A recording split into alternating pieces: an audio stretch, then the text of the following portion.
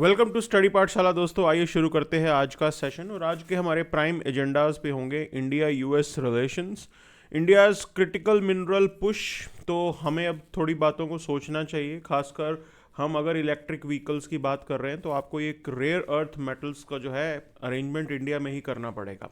India में मिलते हैं but the point is this, mineral exploration के ऊपर अभी तक हमारा फोकस नहीं है। So will look into that.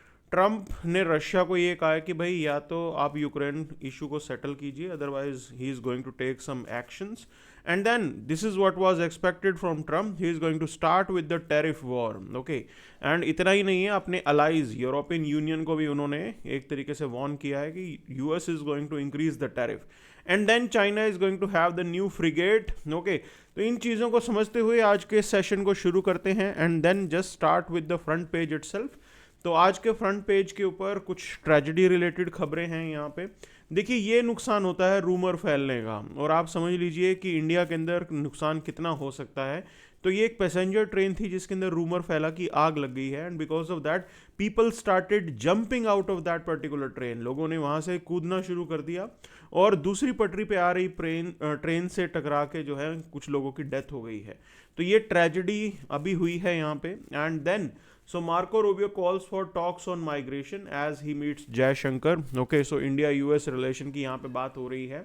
and the point is this, there are a lot of Indians जो US को as a dream country मानते हैं and they want to settle there, but as the Trump is back so things are difficult now। इन्होंने चीज़ों को difficult कर दिया है। And there was a major point related to the you can say citizenship जो United States grant करता था based on the birth of the child in United States. So that thing has been done away with, उसको हटा दिया गया है। तो ये सब डेवलपमेंट्स हैं। अब ये हटाए जाने से हुआ क्या है कि कुछ एक इंडियंस जो ऑलरेडी वहाँ पे ये सिटीजनशिप जो है इनके बच्चों को मिल गई थी, now their future is in limbo. It's not clear कि उनका फ्यूचर क्या होने वाला है यहाँ पे। So those things will be discussed and along with that there are other critical issues that are there between two countries. Technology कैसे साथ में दोनों मिलकर काम कर सकते हैं, इंडो पैसिफिक एरिया के अंदर how India and US can cooperate with each other and all these things. So कुछ ज़रूरी कुछ ख़राब बातें होंगी यहाँ पे, और इन डेफिनेटली चीज़ें जो है काफ़ी स्मूथ हैं। इंडिया यूएस रिलेशन में इतनी कोई खास बड़ी प्रॉब्लम नहीं आती है।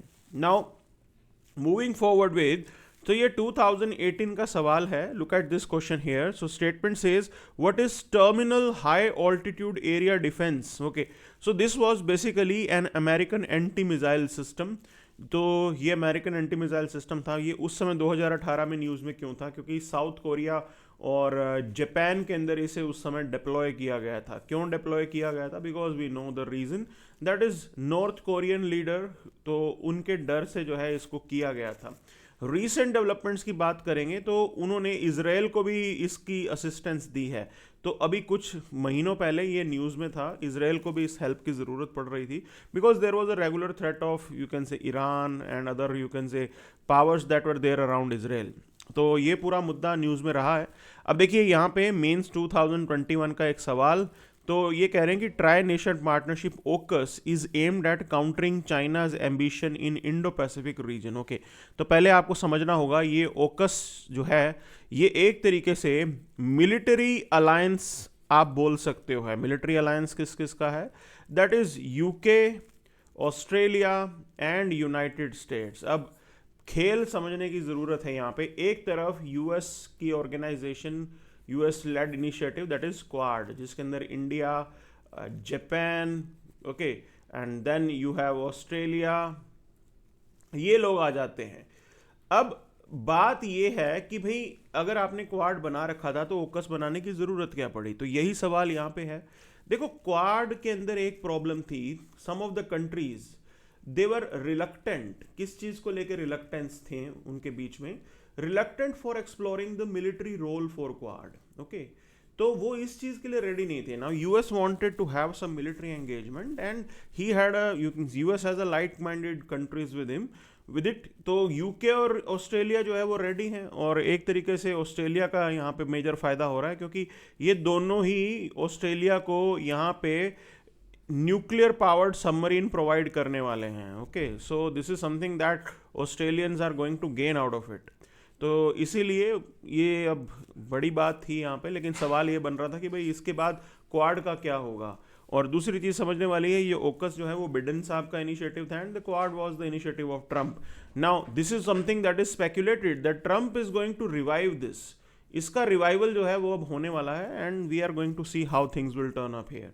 तो इसीलिए न्यूज़ में है और आपके लिए इंपॉर्टेंट भी बन जाता है, you should know about it. तो आगे बढ़ते हैं, यहाँ पे न्यूज़पेपर को साथ के साथ चलाते हुए चलेंगे, कोई चीज़ छूट ना जाए। Okay, so on this particular page, अच्छा, there is this news now, CBI seeks death penalty for convicts in RJ Kar murder case. So Kolkata case की यहाँ पे बात हो रही है। तो अब बात ये आ रही है, देखिए अभी तक तो उनको लाइफ इम्प्रिजनमेंट जो है वो दी गई है, ठीक है। और एक चीज़ आपको समझाना है कि लाइफ इम्प्रिजनमेंट और डेथ सेंटेंस किस केस में दी जाती है। तो इंडिया के अंदर डेथ सेंटेंस को लेके आपको एक चीज़ क्लैरिटी होनी चाहिए कि ये सिर्फ रेयरेस्ट ऑफ रेयर केस के अंदर दी जाती है। Now based on the proceedings of the case, so जज was not able to install कि ये जो केस था मर्डर प्लस रेप केस, ये रेयरेस्ट ऑफ द रेयर में आ रहा था। तो अभी ये सोचना होगा कि आप इस सिचुएशन के अंदर क्या कर सकते हैं। CBI ने अलग से डिमांड की है कि भाई यहाँ पे इसको रेयरेस्ट ऑफ द रेयर या डेथ सेंटेंस का मामला दिया जाना चाहिए।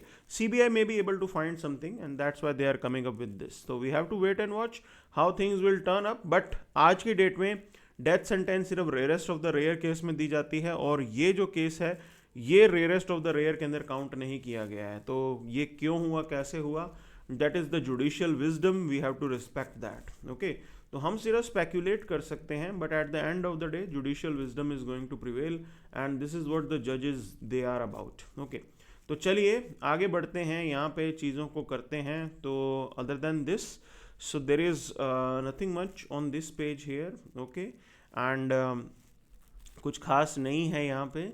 सो आगे बढ़ते हुए चलते हैं and then there is this Russian ruler in the sky. Okay, so this editorial is basically about the air safety. तो हमने एक चीज़ देखी थी, जो ये यहाँ पे बात हो रही है सिविल एविएशन की। तो सिविल एविएशन के अंदर अभी लेटेस्ट एक नुकसान हुआ है because there was a plane which was shot down by Russian missile system. तो उसको रशियन मिसाइल सिस्टम ने जो है शॉट डाउन किया है, गिरा दिया था। तो इसको ये कह रहे हैं कि ऐसी सिचुएशन में जब भी आप कोई सिविलियन प्लेन भी है, अगर वो किसी डिस्प्यूटेड एरिया से या फिर वॉर एरिया से निकल रहा है तो वहाँ पे थोड़ा सा अलर्ट रहने की ज़रूरत है and this is something that is highlighted. तो कई ऐसे इंसिडेंट हुए हैं जहाँ पे जो है नॉर्मल मतलब पैसेंजर प्लेन्स को गिरा दिया गया है।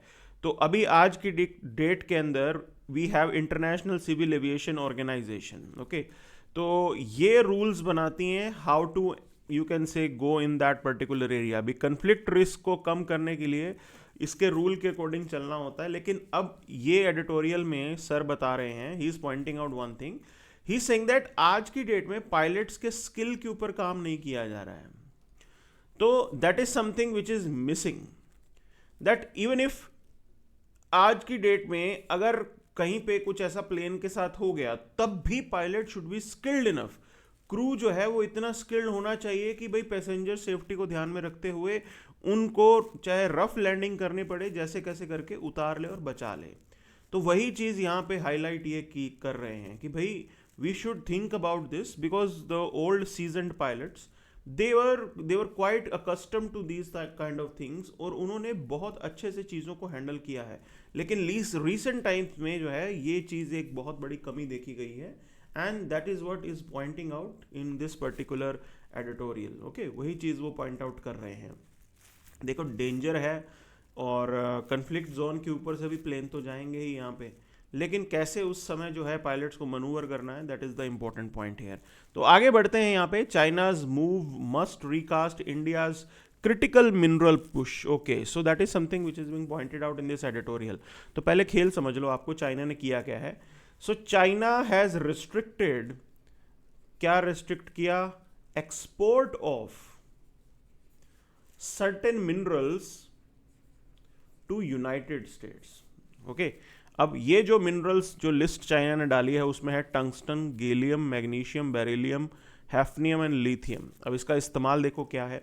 So tungsten is used in the chip production, okay, so ये माइक्रो चिप्स वगैरह जो बनती हैं उसमें इसका इस्तेमाल किया जाता है। गैलियम सेमीकंडक्टर, मतलब काफ़ी डिवाइसेस में इसका इस्तेमाल किया जाएगा, स्पेस डिवाइसेस में इसका इस्तेमाल किया जाएगा। नासा काफ़ी जो ऐसे मिनरल्स हैं जो चाइना से लेके आके और स्पेस एक्सप्लोरेशन में उनका यूज़ करता था। Magnesium, beryllium, again magnesium is use for aerospace component. Beryllium nuclear reactors के अंदर इसका इस्तेमाल किया जाता था। हैफनियम, सो न्यूक्लियर रिएक्टर के अंदर कंट्रोल रोड्स के अंदर हैफनियम का इस्तेमाल किया जाता है। And lithium, we know that nuclear fusion and advanced battery technology में लिथियम यूज किया जाता है।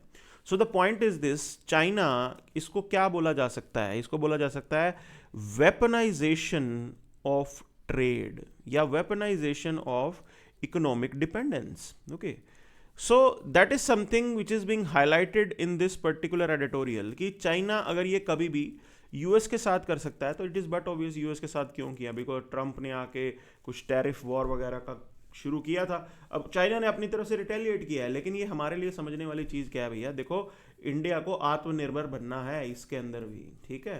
तो आप आत्मनिर्भर नहीं बनेंगे तो ऐसा हो सकता है आपके साथ भी कि आपके यहाँ पे क्रिटिकल मिनरल जो है वो अपने देश में ही अवेलेबल है, लेकिन आप किसी दूसरे से इंपोर्ट कर रहे थे, उन्होंने एकदम से बैन कर दिया, तो फिर आपको नुकसान हो जाएगा, ओके। और ईवी की बात अगर आप करते हो तो we also have a target for that, और हमारे लिए भी ज़रूरी है यहाँ पे। अब देखो ये मेन समस्या क्या आ रही है, देखो हमारे यहाँ पे कई जगहों पे ये रेयर अर्थ मिनरल्स वगैरह मिलते हैं, तो आपके जम्मू कश्मीर में लिथियम डिपॉजिट मिले, ठीक है, बाकी कई जगहों पे ऐसे मिनरल ब्लॉक्स हैं which are available, but the point is this, there is no pace, कोई भी इसके ऊपर जल्दी नहीं की जाती है when it comes to mineral exploration, and that is where the trouble is. तो आपके यहाँ पे जल्दी से आप काम क्यों नहीं करते हो, बहुत स्लोनेस है। और गवर्नमेंट डाटा ये कहता है कि भाई जितने मिनरल ब्लॉक्स अवेलेबल हैं उसके अंदर सिर्फ 48% ही आपने ऑक्शन किए हैं, आप ऑक्शन पे डाल ही नहीं रहे हैं उनको। अगर आप ऑक्शन पे डालेंगे नहीं तो प्राइवेट प्लेयर्स आके कैसे मिनरल एक्सप्लोरेशन शुरू करेंगे, तो ये प्रोसेस स्टार्ट ही नहीं होगा। That is something is being highlighted here, और यही चीज़ समझना है, आप अपने एग्जाम में भी इसका इस्तेमाल कर सकते हो कि भाई आप कब तक ऐसे चलाते रहोगे। You have to be self sufficient when it comes to the rare earth metal. और ऐसा नहीं है कि इंडिया में नहीं मिलता, मिलता है, लेकिन उसके अंदर इकोनॉमिक वायबिलिटी को समझने की ज़रूरत है, ठीक है। तो ये हमारी रिस्पॉन्सिबिलिटी है कि हम उसे कैसे इकोनॉमिक वायबिलिटी उसकी एस्टेब्लिश करेंगे। तो गवर्नमेंट अगर अपनी तरफ से कुछ इंसेंटिव प्रोवाइड करे तो definitely private players will be ready to go ahead and explore the minerals within India. So ये चीज़ हम ज़रूर कर सकते हैं यहाँ पे, and this is something that we can think about, और इस पर सोचा जाना भी ज़रूरी है, एंड ज़रूरी हमारे देश के लिए, अदरवाइज नुकसान होता रहेगा आपको। तो ये सारी चीज़ें हैं, considering the national security and economic growth in mind, we need to come up with this. और देखिए हमारे यहाँ पे हमने काबिल बनाई है खनिज विदेश इंडिया लिमिटेड, तो जिसका main objective is this, overseas investment facilitate करना, और हम चाह रहे हैं कि इन लिथियम और कोबाल्ट जैसे मिनरल्स को ये अरेंज करवाएं। और specific point is this, Africa के अंदर से हमें बहुत अच्छा स्कोप हमें नज़र आता है, specifically when it comes to cobalt. Cobalt जो है कॉन्गो के अंदर काफ़ी मिलता है, और एक तरीके से हम इंटरेस्टेड भी हैं उसके अंदर। So this is the dedicated entity which is existing, it's a good thing, ये स्टेप हमने लिए हैं। और बहुत चीज़ों को रिक्लासीफाई किया है कि जिसकी वजह हेल्प से इंडिया के अंदर ही हम जो है उसके ऊपर जो कंट्रोल रजीम था सरकार का उसको हटा दिया जाए।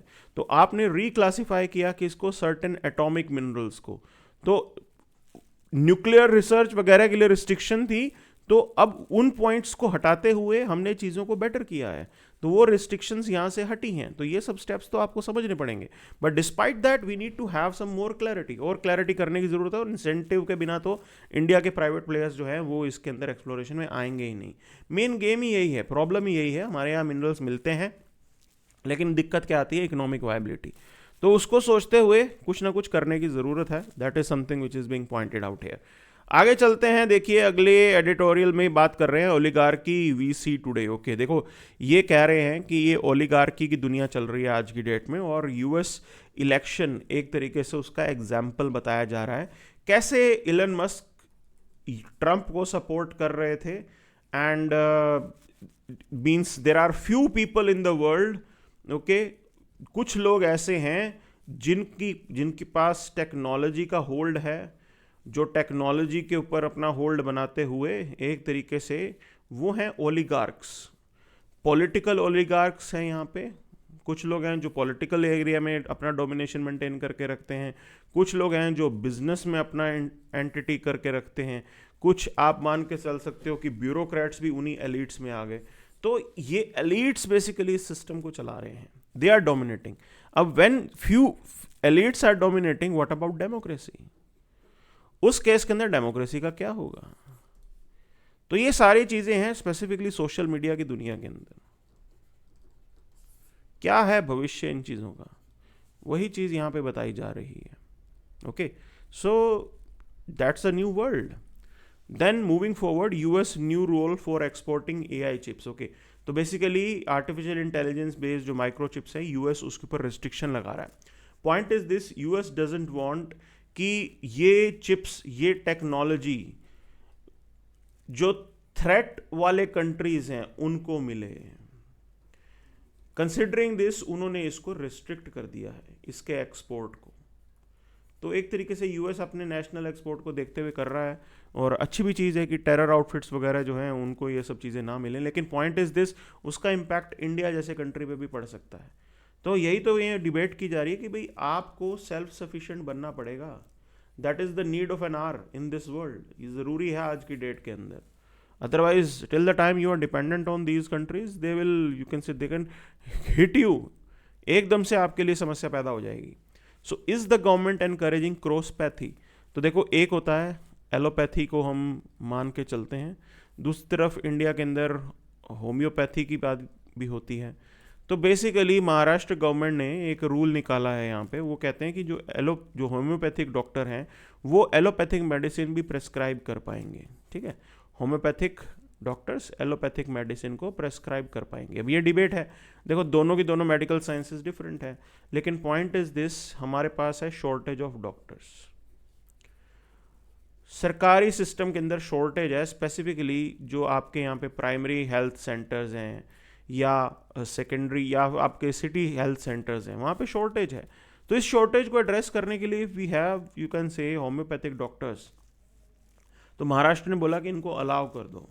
That is what the point is. अब देखना होगा क्या चीज़ हम इन चीज़ों को लेके चल सकते हैं। We have to wait and watch. Okay, but should we do it or not? क्या हमें करना चाहिए कि नहीं करना चाहिए? दैट इज़ द डिबेट, वो मेजर बड़ी डिबेट है। So talking about this, other than that on this page there is nothing much, कुछ खास नहीं है यहाँ पे।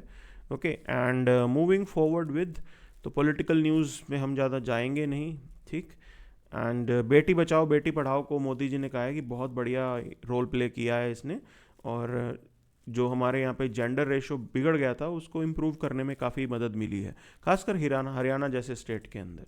तो it has been a big help, बहुत अच्छा ये इनिशिएटिव था। We should come up with more like that, और भी हमें लेके आना चाहिए। ठीक है, तो अभी देखो, tax avoidance treaties, India sets new norms for claiming benefits. तो ये इंपॉर्टेंट था हमारे लिए, डबल टैक्सेशन अवॉइडमेंट एग्रीमेंट्स हमें बहुत जगहों पे रिव्यू करने की ज़रूरत थी, बिकॉज इंडिया को काफ़ी नुकसान हो रहा था यहाँ पे। तो एक चीज़ हमने पहले भी डिस्कस की थी ना कल वाले में, बेस इरोजन प्रॉफिट शिफ्टिंग, तो वो इसी वजह से होता है बेसिकली। अब मान लो इंडिया और सिंगापुर के बीच में ये DTA साइन हुआ है, ठीक है, तो होगा क्या कि भाई कंपनी को टैक्स एक ही जगह देना है, तो they will work in India but they will register themselves in Singapore. वो अपने आप को रजिस्टर कहाँ कर लेंगे? सिंगापुर में रजिस्टर कर लेंगे। तो यू टॉक अबाउट फ्लिपकार्ट, तो फ्लिपकार्ट जो है इंडिया में ऑपरेट करती थी, लेकिन they used to get themselves registered in Singapore. तो ये पूरा कहानी थी। देखो, उसके पीछे मल्टीपल रीजन होते हैं, इंडिया के अंदर बिजनेस करना इतना स्मूथ नहीं है, रूल्स रेगुलेशन बहुत कॉम्प्लेक्स हैं। तो ऐसे में सिंगापुर के अंदर रूल्स रेगुलेशन सिंप्लीफाइड है, चीज़ें ठीक थी, बस उन्होंने कहा वहीं रजिस्टर करते हैं, इंडिया में बिजनेस कर देंगे। That is what the idea is. So H1B visa fill critical skill gap in US, ये नेस्कम ने कहा है बिल्कुल।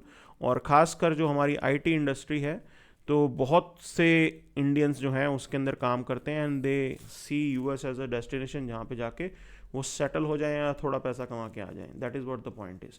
अब चलते हैं इंटरनेशनल पेज के ऊपर। तो यहाँ पे जो खबरें हैं इसको हम सीधा हमारी जो है स्लाइड से उठाएंगे।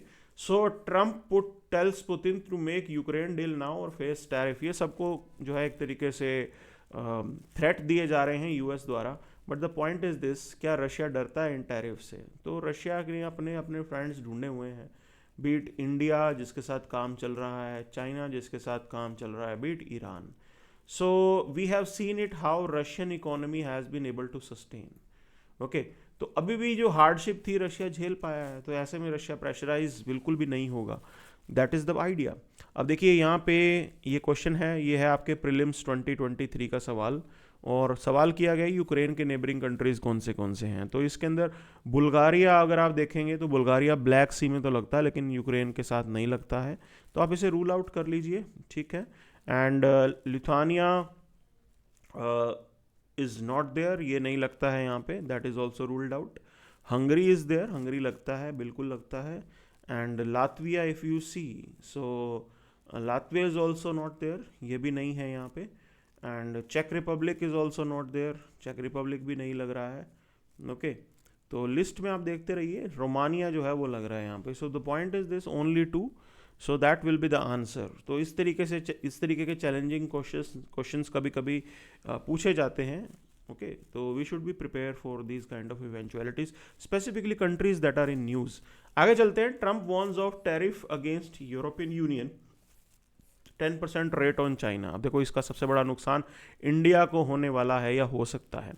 सो इफ ट्रंप एंड से China, they are indulging in this tariff war, how it is going to hunt India? So it is going to hunt India with the dumping of Chinese products in Indian market.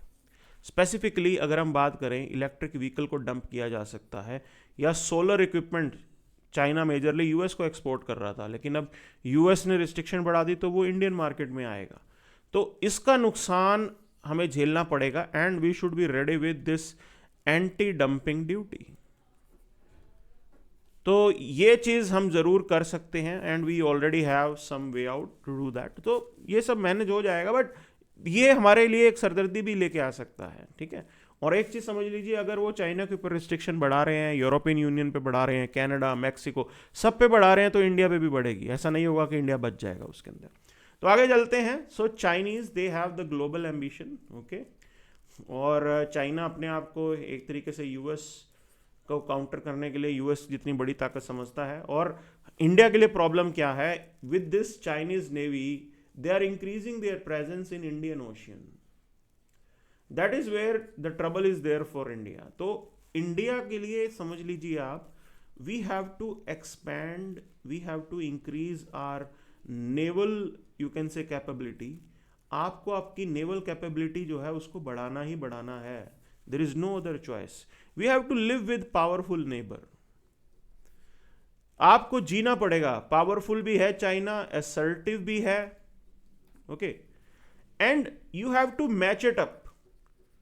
I am not saying that आप उतना match कीजिए जितना China है, कि सब सारा पैसा यहां लगा दीजिए डिफेंस के ऊपर. That is not what we want, but you have to at least make an arrangement that you can manage your defenses. हमारे जो डिफेंस हैं उसको तो आपको तगड़ा करना पड़ेगा, और इंडियन नेवी ऑलरेडी काफ़ी अच्छा काम कर रही है इसके ऊपर. ठीक है. So we have that vision in our mind, and already we have the blue water navy. तो आपके पास ब्लू वाटर नेवी है. ओके और सी लेन्स को प्रोटेक्ट करना इसलिए भी ज़रूरी है because 90% of your merchandise trade, goods जो ट्रेड हम लोग कर रहे हैं, that is through the sea route. वो सी रूट के थ्रू ही हो रहा है, और यही चीज़ बताई जाती है. ओके वॉल्यूम बाय वॉल्यूम अगर आप जाओगे तो इंडिया का 90% ट्रेड सी रूट के थ्रू हो रहा है. और वैसे में अगर कोई हमारे लिए प्रॉब्लम क्रिएट करेगा, it can be a very big headache. तो we have to have that arrangement, and we are quite, you can say, practical about it, और इसलिए हम उस पर काम भी कर रहे हैं. ठीक है. सो ये चाइनीज़ नेवल एक्सपेंशन को देखते हुए ये क्वेश्चन देखिए 2022 का. ये कह रहा है कि सेंकुकू आइलैंड न्यूज़ में रहता है, किस लिए? तो बेसिकली ये चाइना और जापान का मैरीटाइम डिस्प्यूट है. ठीक, ईस्ट चाइना सी के अंदर. तो चाइना ने सबके लिए प्रॉब्लम क्रिएट कर रखी है. It is not something that is just confined to us. With every entity it is creating a trouble. So this is something that we have for today. Thank you very much.